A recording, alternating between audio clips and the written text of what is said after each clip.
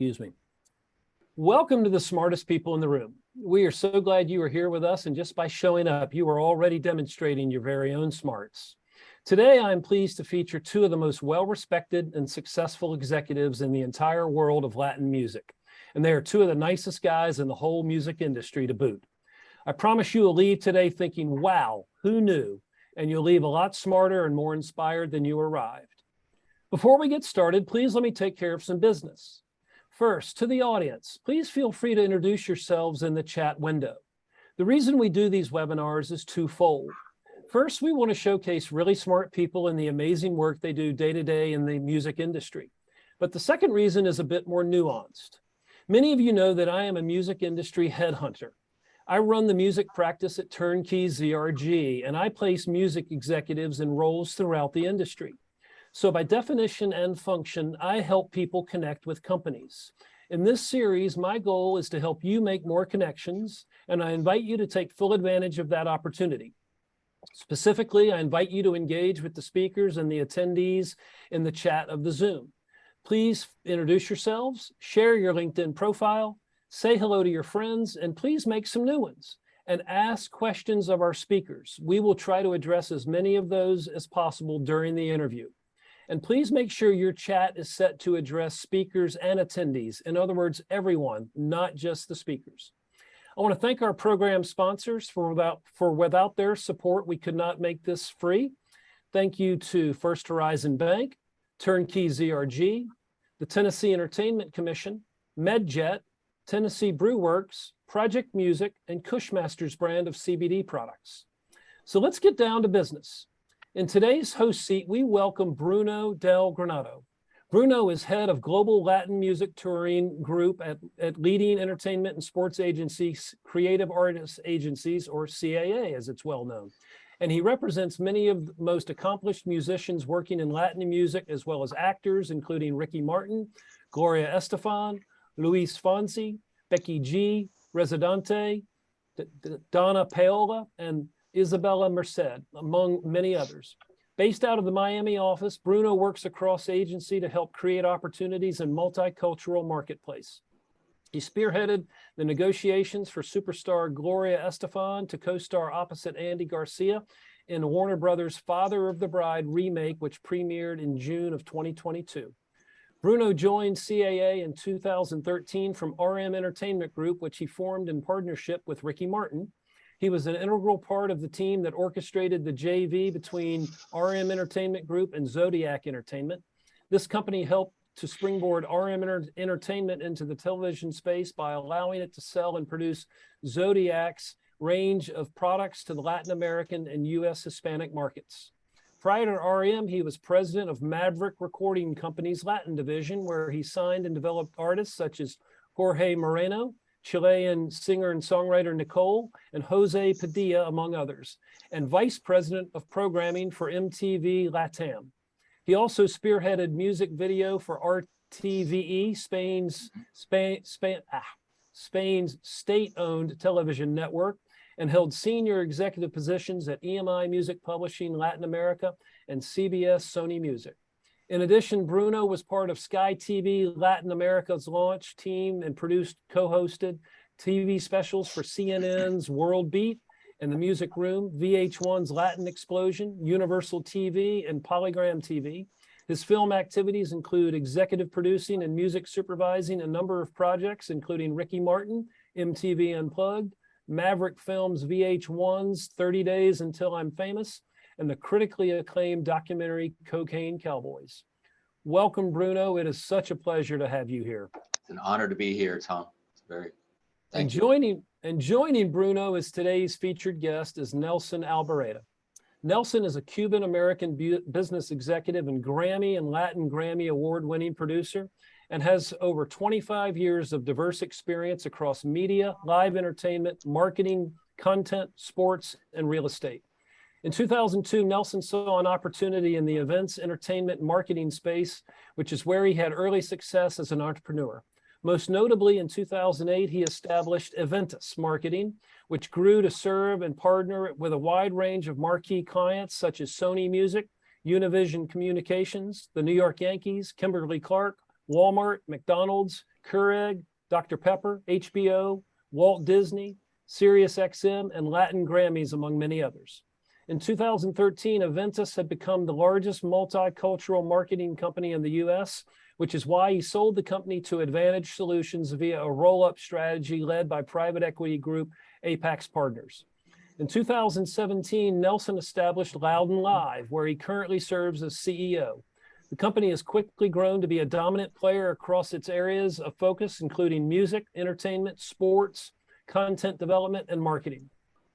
With its rapid growth, Loud and Live has quickly become a powerhouse in the entertainment and content space, producing and promoting U.S. international tours for a roster of artists to include J Balvin, Camilo, Juan Luis Guerra, Carlos Vivas, Camila, Roberto Carlos, Ricardo Montaner, Gilberto Santa Rosa, Ricardo Arjona, Ruben Blades, Francisco De Vita, Silvestre, and many others. In 2021, Nelson led the expansion of Loud and Live's content development division with the launch of Loud and Live Studios, adding Latin Grammy win in 2021 for the production of Juan Luis Guerra's Entre Maras Palmeras, a musical special which premiered on HBO.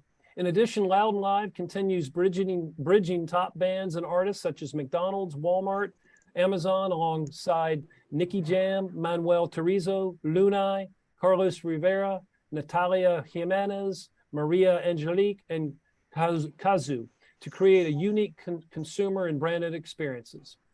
It is an honor to welcome these two rock stars to our platform. Forgive me for butchering some of those names, gentlemen. Please take it away, Bruno. Thank you very much, Tom. It's an honor to be here. Nelson, it's always great seeing you. Every time I see you, I learn something from you, Nelson. But the one thing I'm trying to really remember is how you and I met. We've known each other for a long time. Was it when you were at RMM? Yeah, I think so. That was when I was just starting, probably 94, 95, the beginning. I was a young kid. You're a little older than me, but you were also young. I'm older than you. And I was at MTV at that time, right? I was at MTV and you were at RMM. So just for the folks to hear for our room, RMM, Ralph Mercado Records, was the preeminent salsa Latin music label based out of New York. So there were two Latin labels in the 60s, 70s, and 80s that really made major noise and history in the Latin space, were of course Fania and RMM after that, right, Nelson? Yeah, it was really interesting. I mean, I think RMM and Rolf were really pioneers. It was really the Motown, I think, is the biggest, comparison, similar to tropical music, including the fact that, he was really the 360 model. He had management, publishing, booking, label, content, even back then it was called videos. So yeah, I think that's where we definitely met. It was a great school. That's when the music business, first of all, was a wild, wild west. But if you take that to the Latin level, it was even wilder. So yeah, I think I met you there. And Tom, thank you so much for the invite. I was laughing. You didn't butcher. You did a pretty good job with those artists. So I can relate to that, and Bruno can relate to that. When we did the first Latin Grammys on CBS. It was interesting to see when it was not just in Spanish, but in English and Spanish. They did a lot more butchering than what you're doing today, so we're good.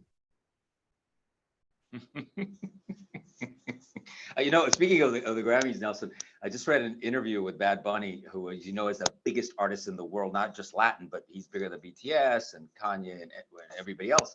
And he said, you know what, he's calling it the Gringo Grammys, and he doesn't really want to record in English because he doesn't feel like he has to anymore. So it's kind of like, okay, we don't need to cross over to the other side. You kind of have to cross over to us now. So you and I having, the battle scars of dealing with this crossover back and forth for the last 25 years, to see how huge Latin is now, and that we're doing it on our own terms, our artists, our managers, our labels, everything else.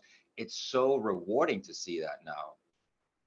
Yeah, I think Bruno, I say this a lot. I think, there was a rock and roll era, there was pop, there was hip hop, who really, blew out the multicultural, where, anybody was open to hip hop around the world.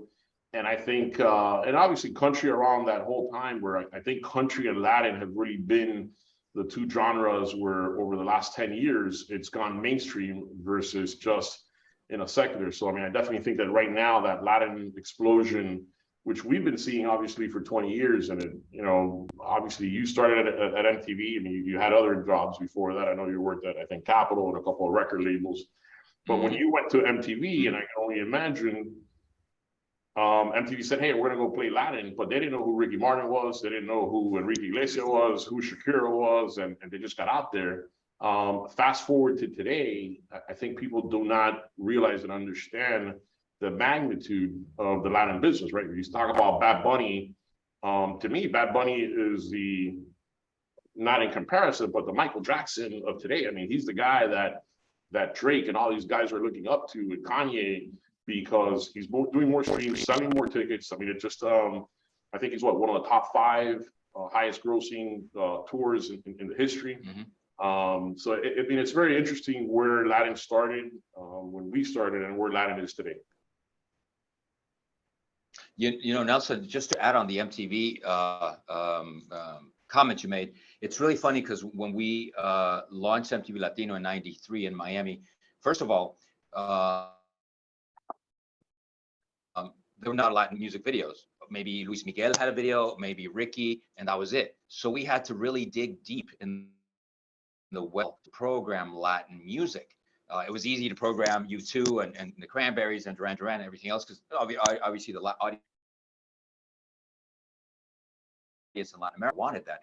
But in our format back then, we had to create unplugs and a lot of other properties within MTV. So then later on, we could edit a video, whether it was Santa Cecilia or Caifanes or Soda Stereo, because they didn't make videos over there. Now it's obviously a different story, but we had to kind of create everything from scratch for MTV. Yeah, I mean, I think it's very interesting. I mean, I think Latin music in itself has always lived in 2 worlds, and which is that organic world and that bass, and then that crossover, which now we're seeing it, right? I mean, you go to a Bad Bunny show, it's not just, you know, Latinos. But you know, it'd be interesting to ask you, Bruno. I mean, I know you started at MTV, right? And I think and I know your history, but how was it, that whole transition of breaking? Because I think, you know, there's a couple artists that really did that crossover, right? The Ricky, Shakira, the Enrique. Prior to that, even I think she represented a lot. I think she paved the road for a lot of women. Obviously, it was Gloria, Stefan, and the whole Miami scene. But even before Gloria, I mean, and I know this because I spoke to Gloria, it was Celia Cruz who opened up the women whole market, because if you think about Latin, it was very male dominated. But I think it'd be great for you to share a little bit about how that whole, because I think you lived that, and you know, I was there, but the whole MTV, when you were there, the whole explosion, how does Latin go for Enrique, Shakira? Obviously, Gloria did it earlier, and she was an anomaly. And then Ricky, and had that whole Latin explosion, not the Latin explosion we had over the last 5 years in 2017, but that breaking the market early, you know, late 90s in Latin, which we can talk about later, about how Madonna was interested in the Latin space and how Madonna tried to do a land grab there with you. But talk a little bit about that. I think it'd be interesting for people to know about that. So so when we launched MTV Latin America, Latino back then, was the 3rd owned and operated MTV. MTV US, which is the mothership, launched in 1981. Then in 1987, they launched MTV Europe out of London. And then they had MTV Brazil, which was a joint venture. But the 3rd owned and operated MTV was MTV Latino, because the folks at Viacom back then saw the potential of Latin America and the US Hispanic market. They were actually ahead of the curve, so they saw this way back. And I remember we got hired early on, and for a minute, the plan was, well, maybe we should base MTV in Mexico, because Mexico is a country of 120 million people. But what about basing it in Argentina? Because Argentina's rock scene back in the late 80s, early 90s, as you well know, Soda Stereo, was humongous, right? So creatively, Argentina was really punching above its weight.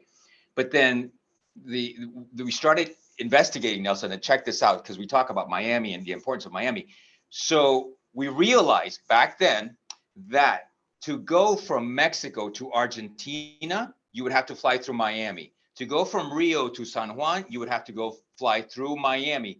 So we realized, wait a second, why are we going to base ourselves in Mexico when we can be in Miami, which is the gateway to all of Latin America? So that was the reason why MTV Latino was based here, right? So this was in early 93. once we launched in 93 and we realized, oh my God, there are not a lot of videos. We're going to have to create videos. But at the time, the channel was a rock channel, kind of like the US MTV was before Michael Jackson and Rick James, where they were only playing New Wave from England. We only had English, American artists, Australian artists, and then we would have to create videos unless it was Luis Miguel or Gloria or somebody big, Miguel Bosé, somebody big like that. So we ended up creating videos ourselves. But it was still a very much Latin music was still, apart from salsa, it was still a rock thing. Remember rock en español and all these things that were going on, alter latino and all these other terms that were kept popping up. But then this was in the early 90s. We kind of started seeing, thanks to Sony, of course, started seeing how a Ricky Martin, a Cheyenne, a Shakira were starting to break out of their traditional markets. Ricky was signed in Mexico, but then he was starting to sell in Argentina and Chile and Colombia, which back then was very hard. It's not like today. We started seeing Shakira, the same from Colombia, expand to Brazil and all these other markets. And then you saw all the record back then. There were 5 or 6 record companies, right? So they all moved their Latin American operation to Miami at the same time we were moving in. So suddenly you had the head of Sony Latin America, based out of Miami, the head of Polygram at that time, the head of BMG, EMI, they're all based here. So then you had that ecosystem of the record labels having their Latin American operations here. So between them and us, we started really strategizing to the point that by the time Ricky Enrique, Shakira exploded, we had laid the groundwork. I remember Enrique coming to the MTV office at night when he was about to release his debut solo album with Fonovisa, like at 8 or 9, his manager called. He's like, "Can Enrique come and show you the video?" But after everybody's gone. So it's like, okay, tell him to come around 9 o'clock. So we saw Enrique's video. I remember when we did a small showcase for Ricky Martin in New York, you know, for some clients of MTV, maybe give you 100 people. And then you saw that wave, but you smelt that something was coming and something was going to be a huge wave. And sure enough, in 99, it just flew open and it was more than ready. And you know, it's funny, Nelson, because when people say, "Oh, Ricky Martin, the Grammys," and you know, he did the song where they discovered him, I'm like, wait a second, that song came out in February 98 for the World Cup of July of that summer. I remember Angelo Medina, who was his manager at the time, big, huge thing in Puerto Rico. Sony went all out because it was a theme, the original song for the World Cup. By the time the World Cup happened in July 98, the song had been #1 in 50 countries. So then the following February, it's like, ooh, the Grammys, we're discovering a new artist. I'm like, wait a second, he's already been #1 in 50 countries around the world, including the UK and France, Germany, Australia, and all of Latin America. It's like, no, you're not really discovering Ricky Martin. We've been here all along. You're just kind of being aware of what's going on. You know? And that was the beginning, Nelson. But then also our numbers got much bigger and bigger, and the demographic got bigger. When I came to the United States from Spain in early 80s, there were 20 million Hispanics. Now we're at 62, according to the last census. So numbers don't lie, and obviously strength in numbers really here, you know? Yeah, I think it's very interesting how it's really progressed and where we're at today. So I think, Bruno, let me ask you something, and then you can ask you some stuff, because I know that's the format here. We got to follow where you ask me, I ask you, and obviously you were a rock star before I became a little rock band. I'm trying to become a rock star to be like you. But you know, I think you know, one of the things that I would love, and I know we'll open up for questions, is understanding the power of Latin and where we have an industry have gotten. I don't even think that people realize, right, not just on streaming, but on concerts. I mean, I think last year, top 10 tours, you know, now everybody's talking about Bad Bunny, but 4 of the top tours last year in the US alone, forget about a global, were Latin. But I think, you know, I'd like to dive in a little bit on nuances. I mean, I think a lot of people know, but how's your experience really, and I can share with you mine. Hey, where do you see the business going, and where are you as an executive, right? Where, you know, I think you were born in Spain, is that correct? You know, what's been that struggle or that professional, you know, drive that has driven you specifically? I am a son of immigrants, right? So I was born here, and I can share a little bit about my frustrations. I know that I work, you know, we talk about the Emilio and Gloria success story, that immigrant story where they come here, they're hungry, and they just kick ass, and they work, and they make it happen. You're first generation immigrant, you got here. I'm son.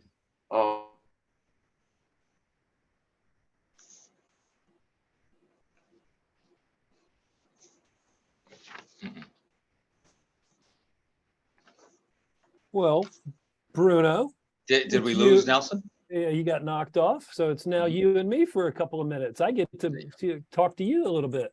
There you go. So, So, as Nelson was saying, I am an immigrant. I came to the United States to study, and I ended up getting a great job, and I ended up staying because I got a great job, and I loved what I was doing at CBS Records. Sorry. So Nelson, I was just telling Tom that I am an immigrant. I always feel like immigrants have to work twice as hard as everybody else, just because we are grateful to be here. We are grateful to be given the opportunity to be here, but we always have to work twice as hard just to prove our value, our worth, and the fact that we deserve what we get. We don't take anything for granted. I don't take anything for granted at this stage of my life. If you look at my resume, I could, but I don't. Every single day I wake up and I know I have to go out there and kill or be killed. Like the lion in Africa, the gazelle, this thing that I use all the time. Every morning in Africa, the lion wakes up and the lion knows it has to outrun the slowest gazelle, if not go hungry. The gazelle wakes up and knows that it has to outrun the fastest lion, if not be eaten, right? So are you the lion or the gazelle? So as an immigrant, you have to, and I've encountered everything that you talk about, you see in the media. I've encountered all that. I've been called every single name in the book, but I think my upbringing was different. My parents raised me different. So, I've been called the S word, or this word, or that word, and all those other, nasty things that Latins get called, but it doesn't really affect who I am, because I know that's not me. But it just makes me want to work much harder, much harder, and really a setback for me is just a step back to, okay, how do I think? How do I get from point A to point B if I've just been set back, and just really start strategizing on it. But it is a blessing in a way to be an immigrant, or to be a child of an immigrant, just because you don't take anything for granted at all. Yeah. Nelson? So I think there's two things here, right? So from my perspective, I was born here, immigrant parents, the American dream, that I've been able to be successful, to be able to provide for my family, and to make a great business and a great career. I think there's two things. One is the frustration that from us, and I'd say that to everybody who's on the call who is non-Latin, doesn't come from the Latin world, is, I'm actually, my dad's side, 5 generations American, but born in Miami. I'm very proud of my Cuban American, heritage. That's why Tom said it, because it's on my bio, and I'm proud of it. But the issue is, I've done shows with Chainsmokers. I've done shows with, all different talk, Calvin Harris. I've done country shows, Brantley Gilbert, you name it. And yet, growing up in a Hispanic market and come from the Latin world, you see a lot of producers that cross over from English to Latin, but it's so hard to cross over from the Latin side to the general market side to Anglo, because we're labeled as we're only Latins and we only know that Latin world. And I think that one of the things for the industry, and I know everybody on the call is from an industry perspective, is, when you look at Kanye, I think, and they go online and they congratulate Bad Bunny because, hey, you beat me as the most biggest streamed artist. And you're seeing all these artists doing collaborations between, whether hip hop, urban, Latin, non-Latin. Father of the Bride, good example, right? I mean, it's a Latin story, but for mainstream audiences is, I think the biggest thing that we have and that we should have as a Latin world is to be able to work on calls like this, where, Tom, I would probably imagine this is the first Latin call you have. And the idea is, how do we bridge the gap? We're probably everyone in this call lives in the US. If we're not an immigrant today, we were sons of immigrants 3-4 generations. I mean, my great-grandfather came here in 1876. I'm probably more American than Tom on the call. Yeah. So how do we, and I always say that, tell me when your great-grandfather came, but how do we as an industry collaborate cross genres, which is what, millennials, Gen Z, Alpha, music crosses all boundaries. And we've seen that forever, right? When rock, rock went around the world, right? Hip hop went around the world, pop went around the world. Now Latin is going around the world. So how do we continue as an industry to really now bridge the gaps and work together? Yeah, I think a lot has to do, Nelson. Obviously, we're seeing that where the general market is coming to us now. They want to collaborate with Latin artists. It's not the Latin artists knocking on the door saying, hey, get on my feature, get on this. So you're seeing that on the music side. Obviously, the record companies smell money and they are on it easy. And you see the Latin divisions are very, very profitable for the 3 majors. Everybody jumps into our market. I think that the one thing that we have, which is different than a lot of other groups in America, is that we're not monolithic. You know that we're East Coast, we're West Coast, Mexican, Nicaraguan, Salvadoran, Ecuadorian, Cuban, Puerto Rican, and we're really different. I mean, we are Latinos and we share a lot of our culture. We're a cultural, whatever, a group, but we're very different. And we have to kind of coalesce together.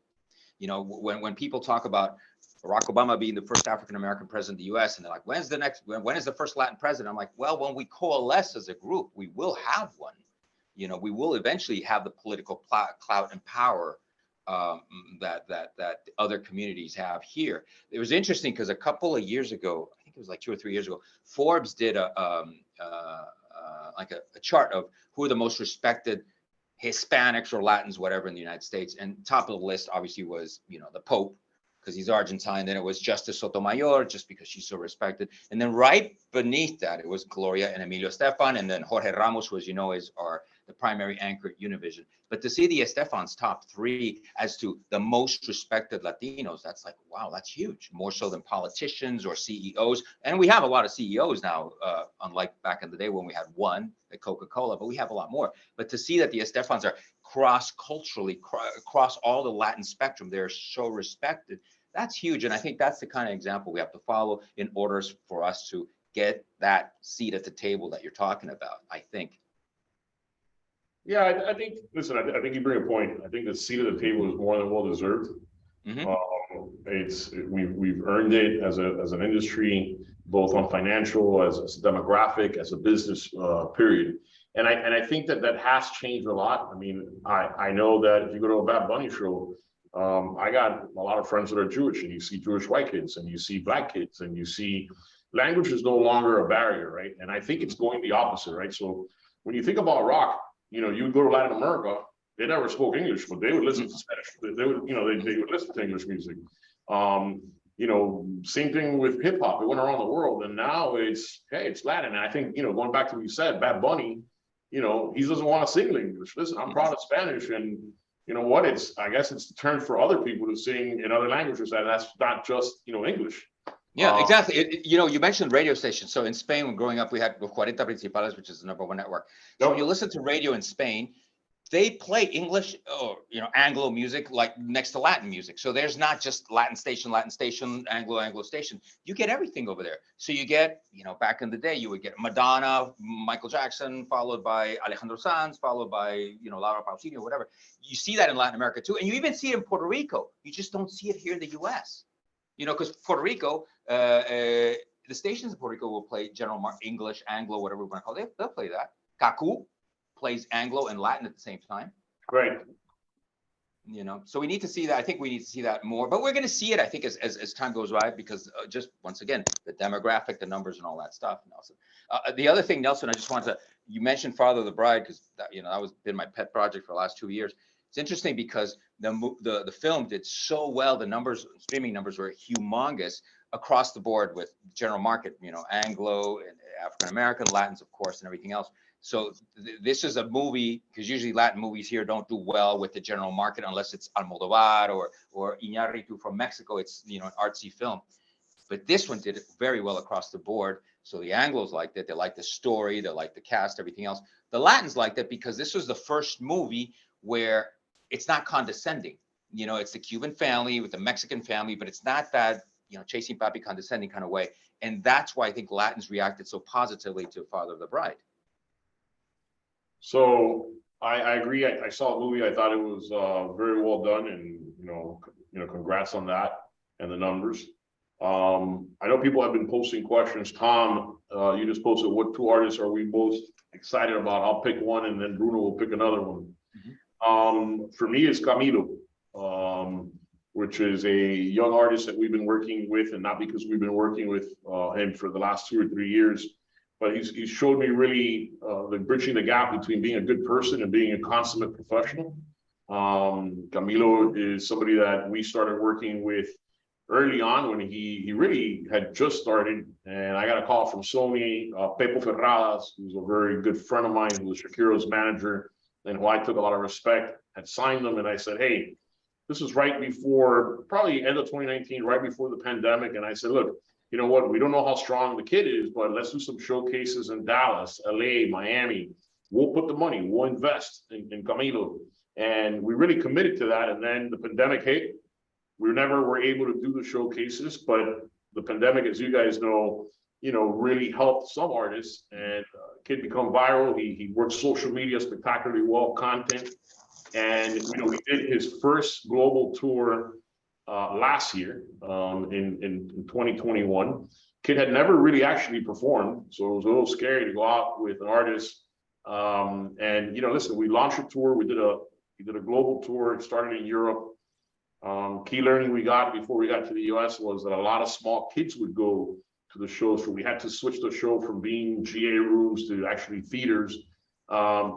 Fast forward to today, outside of multiple Grammys and Latin Grammys that he's won, within 9 months, we did an entire theater tour, and then we did an entire arena tour, which is going on right now. We sold out New York, we sold out Puerto Rico, sold out Miami, sold out LA.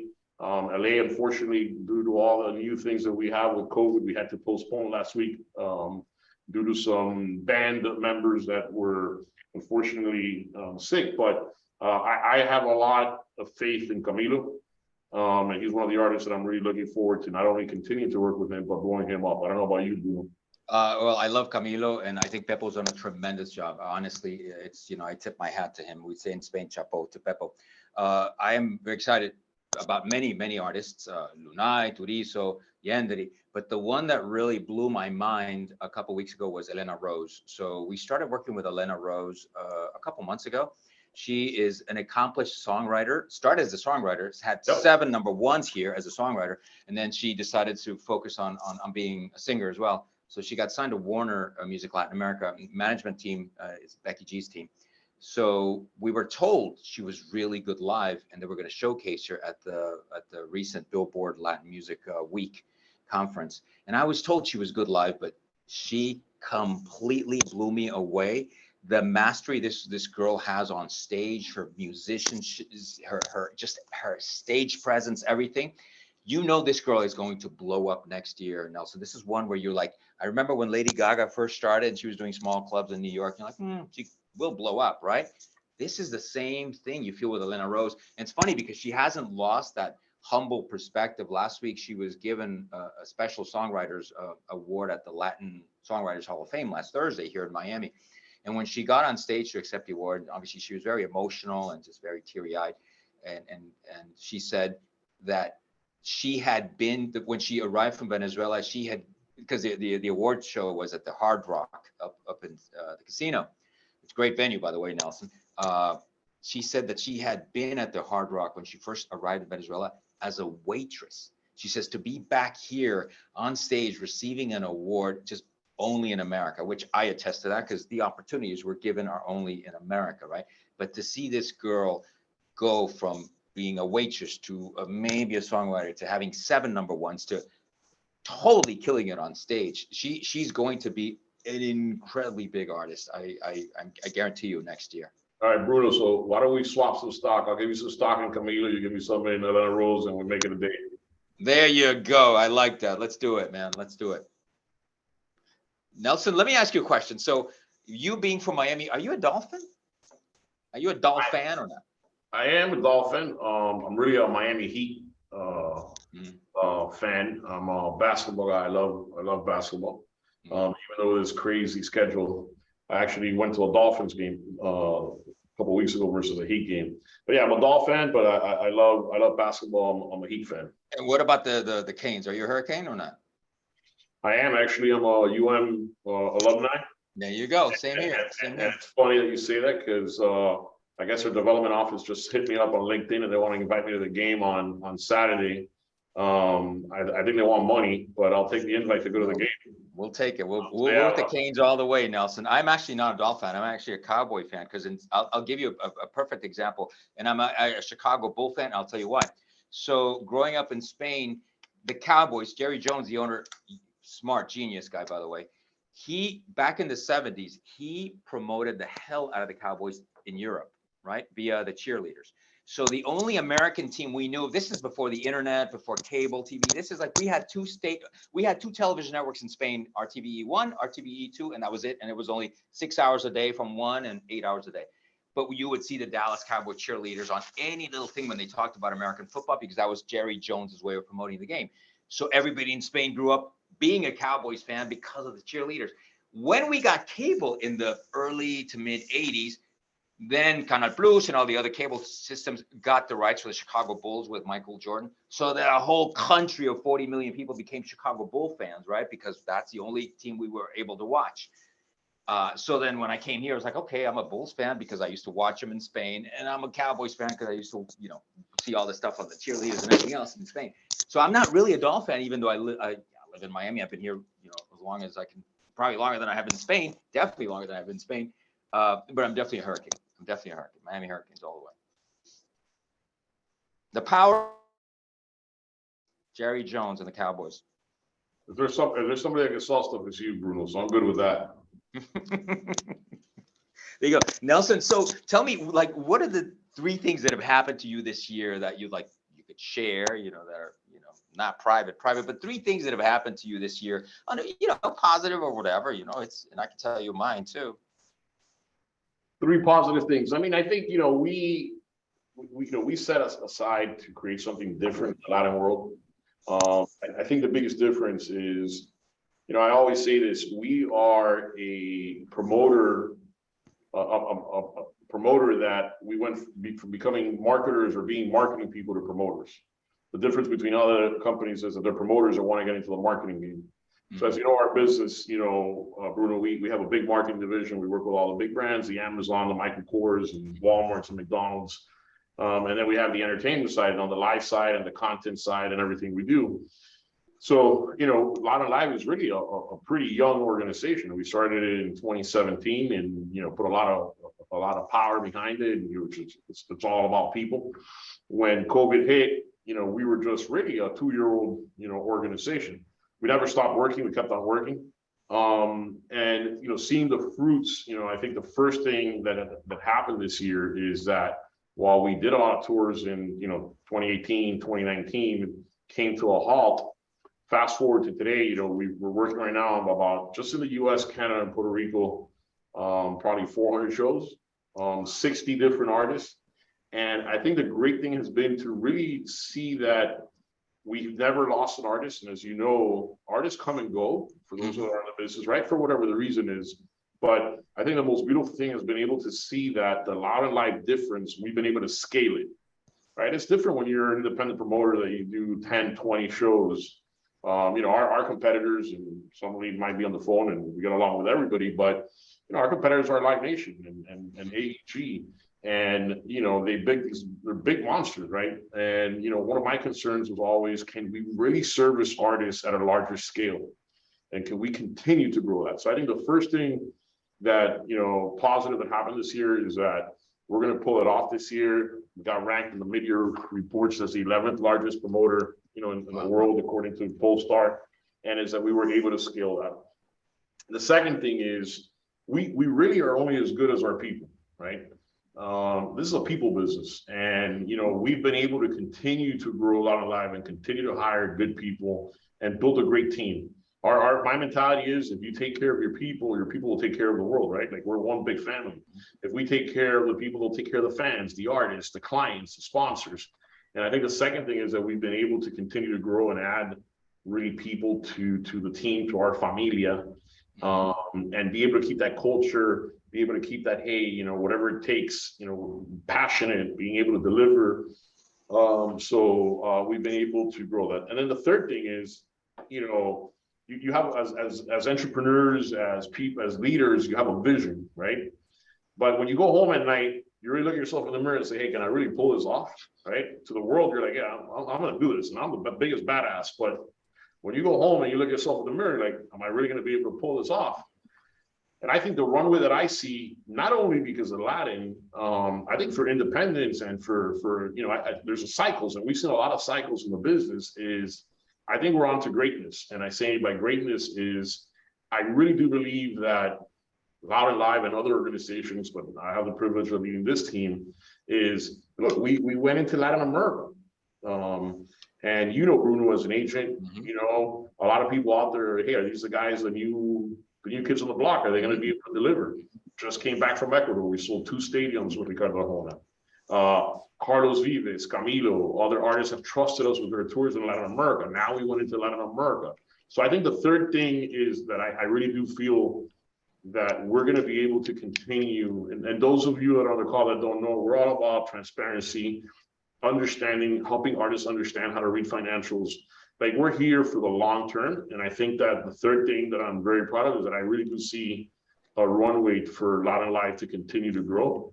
Personally, I have a whole bunch of stuff that went well, went wrong, but we won't talk about those. But from a business standpoint, I'm really happy because we were a startup that then COVID hit, and we really didn't know. We got hit. Imagine a startup right in the middle of its great rise to get hit with a roadblock like COVID. So we didn't really know what our potential was. We now know the potential we have with artists. We've been able to scale it. We've been able to grow the team, and we have a great runway ahead. So that's kind of where the 3 things that I think I'm super happy and proud of this year. And even content, right? We didn't have anything to do during COVID, so we got into the content world. Our first special, we sold it to HBO, and we won a Latin Grammy. That's not bad for our first content deal. Now we got Amazon, Netflix calling us, So I'm really proud of what we built. And again, I say this because it's part of who I am. It's all about the team, and it's all about not just me, but the team that we've been able to build at Latin Life. How about you? Yeah, no, listen, I share a lot of the same points that you just said right now. And I got to say, one of the most important things, or if not the most important thing, is we survived COVID in every sense of the word, health-wise, which is the most important one, because health is wealth, as you well know, but also as an industry. There were a lot of moments. I remember when we were sent home for 2 weeks, mid-March. We had just announced the Ricky Enrique tour, by the way. We had been in LA the first week of March 2020 to announce this big Live Nation Ricky Enrique tour, the first time both of them were going to tour together. And, we were asked to go fly back home and kind of hunker down for 2 weeks. And 2 weeks ended up being, a year and a half. And halfway through that period, before the vaccines or anything else, we didn't even know if there was going to be a business to come back to. I kept thinking, well, I guess this is it. I'll have to do something else, right? But yeah, surviving it in both sense of the words, health-wise and business, I think that's huge. And obviously, you feel blessed to be able to have lived to see another day. And on the business side as well, you survive it, you come out stronger, and then our Latin business just explodes. As you well know, Nelson, Latin artists were the first to announce tours last year, the first to go out, even before the vaccine was widely available. Latins love being out. Latins love concerts. So, the fact that our business just took such a nice uphill climb was really, really good for us, not only for the numbers, but also for our mental state. Because as you know, Nelson, for a while, this PTSD really set in. And we're like this anxiety that a lot of people are still dealing with every single day. It was like, is there going to be a job? Is there going to be an industry? Because we rely on people gathering. We're not lawyers, we're not accountants, and the streamers made a ton of money because everybody stayed home watching. But our business, our industry relies on live events. And we saw how a lot of these streaming shows, Nelson, were okay for the beginning. And after a while, people started tuning off because it wasn't the same. The streaming experience is not the same as being at an arena to see a Maluma, Camilo, or whoever. But as a business, it was good to see the other side, to see the light. Also, another great thing that has happened in the last year, 2 years since COVID is that, in my case, our agency, CAA, has really doubled down on Latin by hiring more people, by assigning more people from other departments to do Latin. So you really feel like now, more so than ever, the agency system, the agencies realize how big Latin is and that they have to really put more effort, more resources. So we're seeing that. I see it personally at CAA. There are a lot more folks. We used to have a Latin, we still do a Latin meeting that I run every 2 weeks. At the beginning, it was like 3 of us. Now there's like 40 of us, right? So that's a good sign, I think, for the industry.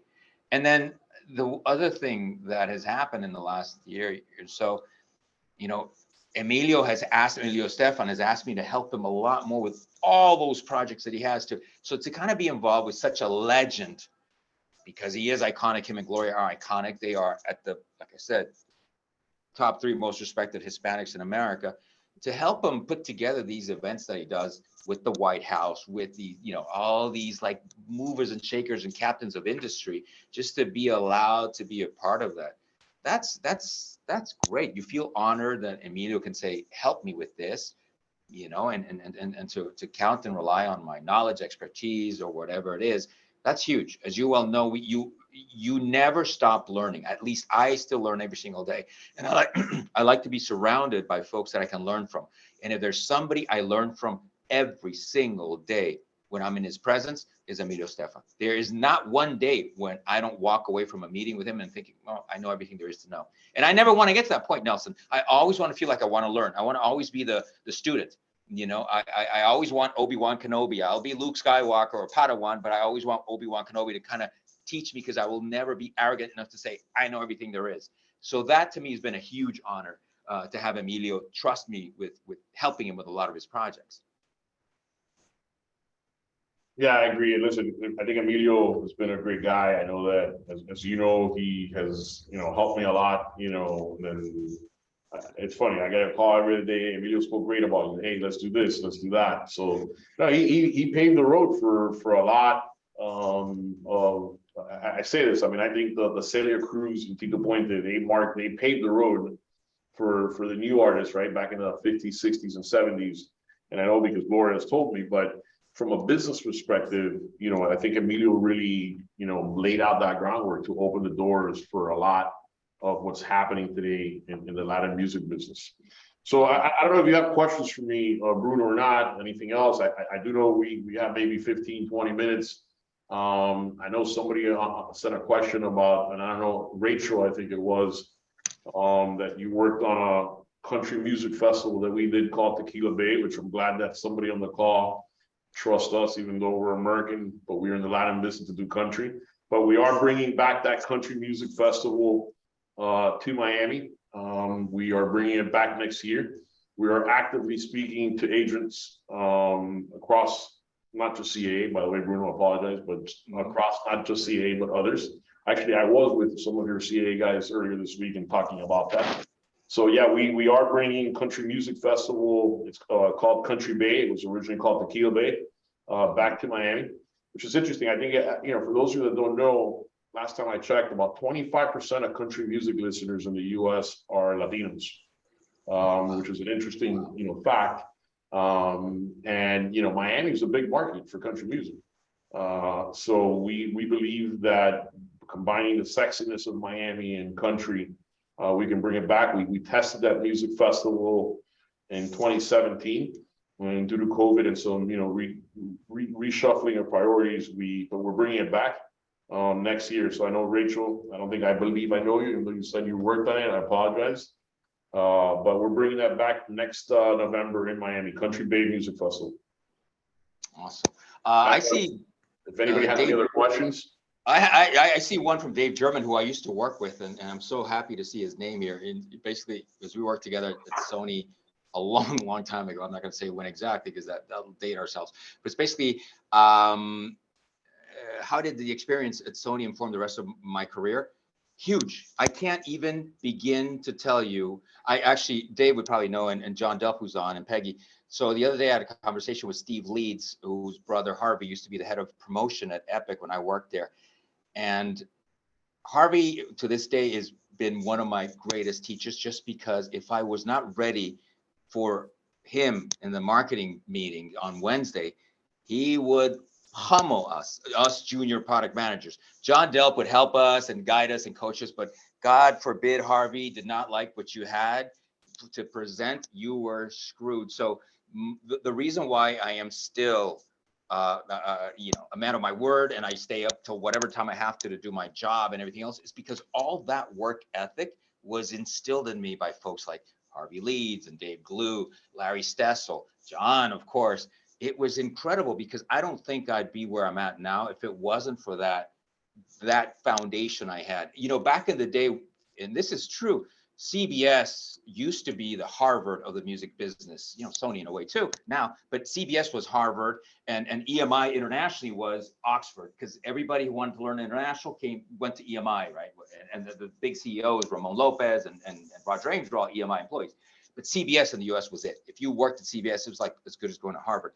Felt really lucky to be there. But at the same time, it was boot camp every day. And thanks to those folks that I am still around, and I have that work ethic that I will never, ever change. But I owe it all to them. It was all New York based, nothing else. So, Tom, I think you asked, somebody put up there, what's the one artist that you wish you would have signed that you didn't?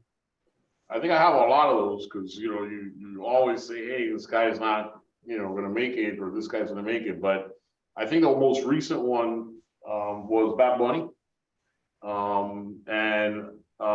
Which is why I say it, which was really, I want to say it was 2019. Which talks about how music has no more boundaries. I had a kid actually, his name is Ross Gassman, Jewish white kid who's from Miami. I'm best friends with his dad, and kid graduated FSU, give the kid a job. The guy comes and he's like, hey, you know, you gotta really listen to this. The guy doesn't speak Spanish, by the way. And he's like, you gotta really listen to this artist. This guy's gonna blow up. So there was a meeting with Noah. I didn't make the meeting. Ross and another guy from the office made it. And, you know, I always tell my people, we can lose a deal on all the problem as long as we're at the table. If we're at the table and lose a deal, then that's fine. I didn't go to that meeting. Things didn't play out. One of our competitors signed them, and then the rest is history, right? So I think that's a big regret. You know, it would have been $220, $250 million in revenue this year. But hey, it is what it is. You know, we missed it, and you learn, and you just never know, you know, who's going to be that next artist that it's going to make it. From my side, we actually got Bad Bunny his first gig in the US, Nelson, CAA, Coachella. That was a CAA thing. And then things went haywire. But the first gig he ever did at Coachella was thanks to CAA booking. So obviously love to work with him again, and Noah, because Noah really has the finger on the pulse on what the new record label, the new record business and record model is all about, right? Where you own your own masters and, you know, you do your own thing. You know, Shakira is one that I'd love to work with again. She was at CA, then she's at William Morris now. Shakira, she just dropped a new single today, which is groundbreaking. And she's dealing with she's talking about her personal issues with her ex now. So Shakira is tremendously talented. She's a stadium artist whenever she tours again. So she's one I would love to work again. And we did, as a matter of fact, when I was at CNN, after I left MTV, and I was doing this show called World Beat, which is a music show for CNN on Saturday nights. Shakira's first interview in English, I did. She was speaking, you know, real broken English. I remember Luana Pagani brought her over. We did this interview because it was CNN International. It was a global platform, CNN International, seen in 200 countries. And Shakira was struggling with her English, and she knew she had laser vision to like wanting to conquer the US. And then of course she hooked up with Gloria and Emilio. Gloria, you know, coached her, and Emilio produced her, and then the rest is history. But Shakira is one where, you know, the drive is like eternal there. It's incredible. Yeah, so for those of you that don't know, Bruno is perhaps a little more handsome than me, and he was a TV person. I'm older than you. I'm a lot older than you, Nelson. He had a show on MTV and CNN, and, you know, I'm here on a Zoom trying to make it up. But I will tell you two questions. I think Tom asked, and I know that this is on a podcast in some areas, that I was on a path to become a priest, and what changed. I really did go to the seminary. I was going to become a priest, and it's real simple what happened. One night I left the seminary, I went across the street, I went into a pizza shop, and there was about 100 females having pizza. And I said, you know what? I asked one of the seminarians, I was in Indiana, and I said, what are all these women doing here? And he's like, well, the only thing in town is an all-girl boarding school. And I said, well, you know what? I got to reconsider this. And that was on a Saturday night. Sunday night, I was literally on a flight back to Miami, and I said, I'm not becoming a priest. And now I'm in the entertainment business. But it was really, that was a short stunt. I still have a strong faith and would love to help people, but it wasn't my calling at the end of the day. And I think that the next question there is J Balvin and deal we did with McDonald's. It was a game changer, and it's interesting. You know, McDonald's has been a client of ours, and we worked on the Travis Scott deal, which was the first deal after the Michael Jordan meal back in 1992. And McDonald's, and shout out not just because they're our client, but real big believers in diversity, right? They come back with a meal and it's Travis Scott, and then it was J Balvin, and we've done a lot of multicultural talent.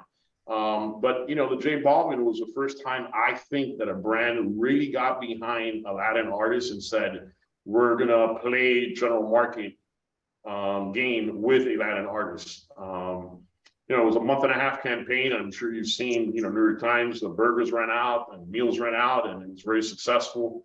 And I think how we pulled it off was really, first of all, McDonald's commitment to diversity. The second one was, you got to commit to finance. This is all about money, right? So if Travis Scott deserves $100 million campaign behind them, what's the difference between Mariah Carey or a K-pop band or J Balvin? And, we really told McDonald's, hey, if you really want to make this happen, you got to put the money behind J Balvin, not only him, but to be able, it's about $100 million campaign that we put behind the J Balvin campaign. I think it was groundbreaking. And, Bruno could tell you this, it's been hard. All the brands want to do Latin now, but do they really want to put the money? Put your money where the mouth is, because at the end of the day, I don't care who it is, whether it's a country singer or a hip hop singer, urban, Latin, not Latin, you got to really put the resources behind it to make it happen. And the deal was amazing for the artists, for us, but at the end of the day, it really worked because McDonald's said, hey, we're going to double down and put the same amount of money we would put behind a Michael Jordan back in the 90s or Travis Scott, which we had just come off. And it worked. It worked great. And fast forward, Balvin, and I'm saying Balvin, they're paving the road for these other endorsement deals that we continue to see more, and that they work. And it was interesting, right? Because to do that, to be able to justify, we had to run numbers and understand the reach, let's just say, of a Travis Scott against a J Balvin. And we've done a lot of research over the last, 2-3 years. And you have artists like Camilo, like a Maluma, like a J Balvin. I mean, I'm talking about artists of today, forget the Shakiras or the Ricky Martin that have been around. And their reach is sometimes much, much bigger than a Anglo act at a Travis Scott level. And I'm not, Travis is huge, but I'm just giving that as an example. When we ran the numbers, Travis and J Balvin were right there. So it's really, I think us doing a continued good job, us as an industry, to educate and to really elevate the game, that when you put the right resources behind a music or a branded or a film like Father of the Bride, it's going to work. There's no doubt about it, because every generation that's coming up, they don't care if you're black, white, if you sing in English and Spanish or Korean.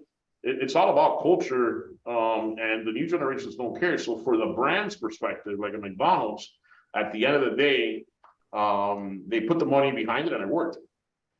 Yeah. And just to add on that, and I want to answer the question about TikTok and sound off. So just on the brand side, Nelson, and I'm sure you see this, sometimes we get bigger offers from Chile or Colombia from the brand side than we do from the US. And the US, oh, we got 600,000 in the US. I'm like, wait, Chile is offering us $3 million, tiny little country. Why is that discrepancy here? Do you not feel Latin talent is worth what they're worth? Because they're global now. So you end up, and I've done a lot of deals in Mexico and Colombia and Chile, and they're, wow, those zeros are really, really good. And you think, why can't we get a lot of those zeros here in the US for the same artist?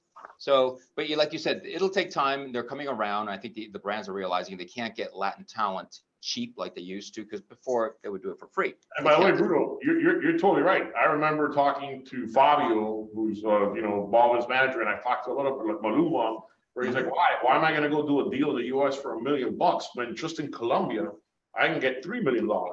And you're talking about the GDP, the purchasing power, consumer power of Colombia, no comparison to the US, right?